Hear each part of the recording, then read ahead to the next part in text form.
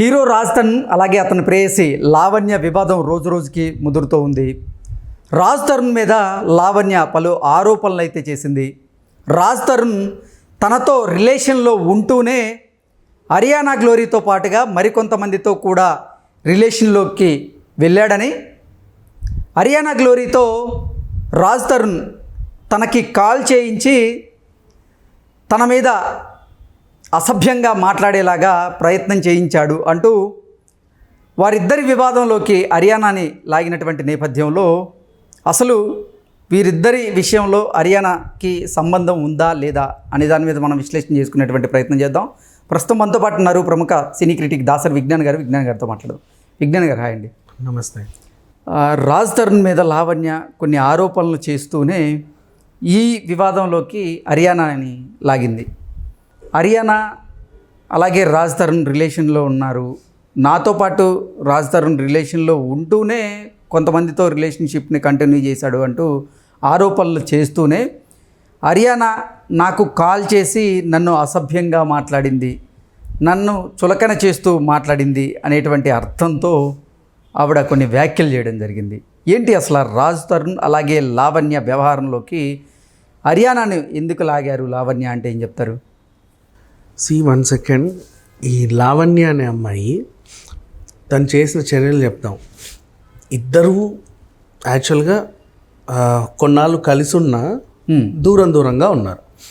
తర్వాత ఆమెకో తోడుని వెతుక్కుంది, అతను కూడా ఆయన కావాల్సిన తోడుని వెతుక్కున్నాడు.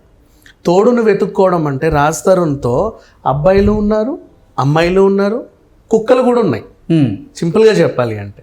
అవునా?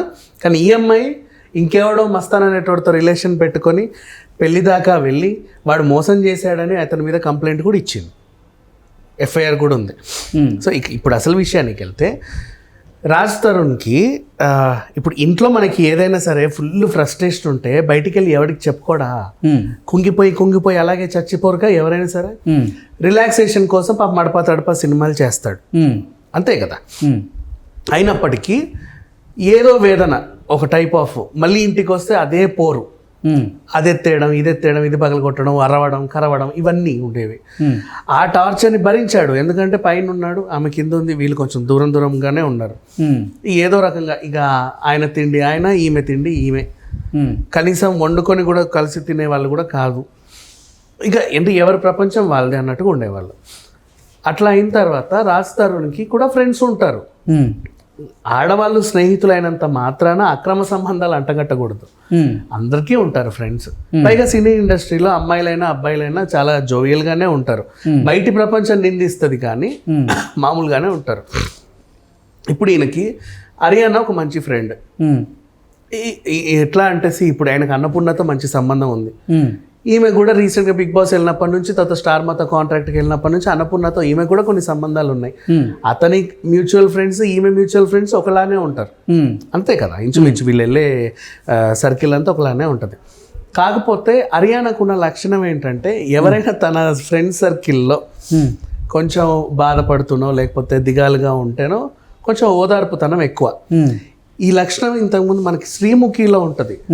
జమ్ము ఎవ్వరు బాధపడ్డా ఆమె ఓర్వదు.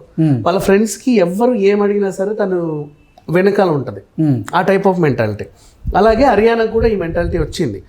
సరే రీసెంట్ మరి అంత మెంటాలిటీ మొన్న షోలో ఎందుకు జడ్జితో గొడవ పెట్టుకుంది, సదతో గొడవ పెట్టుకుంది అంటే ఎవరి యాటిట్యూడ్స్ వాళ్ళకు ఉంటాయి, అది బయట విషయాలు.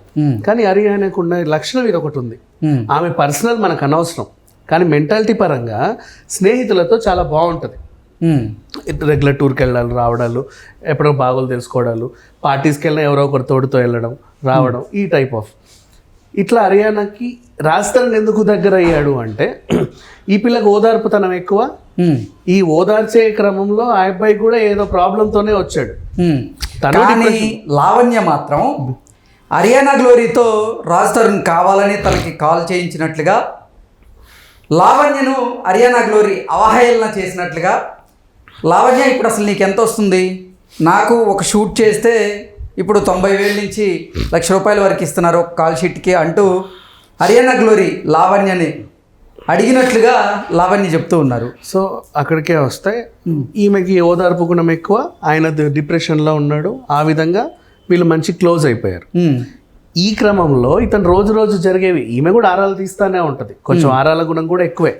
ఏం జరిగింది ఈ టైంలో ఏం జరిగింది, తిన్నావా, ఎందుకు ఇంకా డల్గా ఉన్నావు, ఉండు ఫ్రీగా ఉండు, ఏమైనా సినిమాలు చేసుకో, ఫ్రెష్ అప్ అవ్వు, ఈ టైప్ ఆఫ్ మోటివేషన్ చేస్తానే ఉండేది. ఉమ్. ఇతను కూడా తనకున్న ప్రాబ్లమ్స్ అని చెప్పుకున్నాడు. ఉమ్. ఈమె ఇంటికి వచ్చినప్పుడు కూడా, ఇప్పుడు రాజ్ తరుణ్ ఫ్రెండ్స్ ఇంటికి వచ్చినప్పుడు హరియానా వీళ్ళ ఇంటికి వస్తే ఆబ్వియస్లీ లావణ్యతో మాట్లాడదు, ఎందుకంటే అతనికి ఈమె యాంటీ కాబట్టి మూతులు తిప్పుకుంటూనే ఉంటారు. కామన్ అది బేసికలీ. ఉందా వచ్చిందా, అమ్మో సర్లే మనం అక్కడ కూర్చుందాం, ఈ టైప్ ఆఫ్గా క్లైమేట్ ఎన్విరాన్మెంట్ క్రియేట్ అవుతుంది. ఒకసారి అంటే ఈమె డైరెక్ట్ పిన్నే వీళ్ళు మాట్లాడతారు, కానీ కరెక్ట్ సిచ్యువేషన్ అంతా ఎవరో చెప్పరు. మాటల్లో సందర్భంలో ఏమే నువ్వు అతనితో ఎందుకు తిరుగుతున్నావు, ఇదేంటిదేంటి డబ్బుల కోసం తిరుగుతున్నావా, వాడిని వాడుకుంటున్నావు కదా నువ్వు, వాడి అకౌంట్లో నీ ఖాళీ చేస్తున్నావు కదా అన్నట్టుగా ఈమె ఒక టంగ్ స్లిప్ అయితే తనేమంటది, ఒక్క నిమిషం నీ జీతం ఎంత, రీసెంట్లీ జాయిన్ అయ్యా కాబట్టి తక్కువే వస్తుంది, నేను ఎంత సంపాదిస్తానో తెలుసా, రోజుకి 50,000 నుంచి 1,00,000 రూపాయల వరకు నాకు రోజు వస్తుంది, నేనేం డబ్బుల కోసం వాడిని వాడుకోవట్లా, వాడుకుంటే నీలాంటిది వాడుకోవాలి ఎందుకంటే నీ దగ్గర లేవు కాబట్టి అన్నట్లుగా కన్వే చేసింది. ఈమె అదంతా కట్ చేసేసి డైరెక్ట్ గా హరియానా ఫోన్ చేసి, ఏయ్ నీ జీతం ఎంత, అంతా నాదెంతో తెలుసా అన్నట్టుగా తను చెప్పింది. అంటే హరియానా గ్లోరీ నేను రాజ్ తరుణ్ రిలేషన్షిప్లో ఉండాము అని చెప్పే ప్రయత్నం చేసినట్లుగా ఇక్కడ లావణ్య చెప్తున్నారు అని చెప్పింది. ఎందుకంటే ఇప్పుడు తను ఏ విధంగానే సరే అతని మీద బురద చల్లే ప్రయత్నమే చేస్తుంది కదా, కాబట్టి చెప్పింది. అలాగే హరియానాతో పాటు మాల్వి మల్హోత్రా మీద కూడా ఆరోపణలు ఉన్నాయి, వాళ్ళ తమ్ముడు నన్ను బెదిరించాడు అని కూడా అనింది. నెక్స్ట్ అలాగే మాల్వి మల్హోత్రా విషయం, వాళ్ళ తమ్ముడు బెదిరింపు గురించి మళ్ళీ చెప్తా.